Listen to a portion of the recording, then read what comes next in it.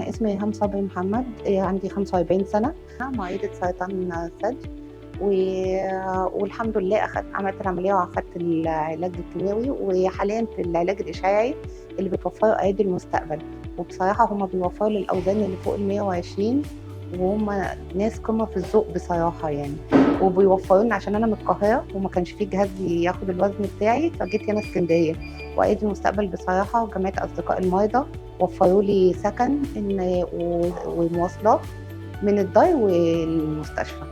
وبجد هم يعني بيراعوا ربنا في كل تصرُّف معانا، وبيعاملونا معاملة كلّها وِد واحترام، وأنا باحب أشكرهم جدًا، واحب إن أنا أوجّه رسالة إن زي ما هم بيقدّموا لنا كل الخدمات ديّة بالمجان، فإحنا لازم إن إحنا نتبرع ولازم إن إحنا نساعدهم، على أساس إن يعني المكان ده بيقدّم فعلًا خدمات جامدة جدًا، وبيقدّم حاجات كتير جدًا لينا. وبدون أي مقابل، فبالتالي مش هيفضل موجود غير بتبرعاتنا، فأتمنى إن إحنا دايمًا نقف معاهم زي ما هُم واقفين معانا.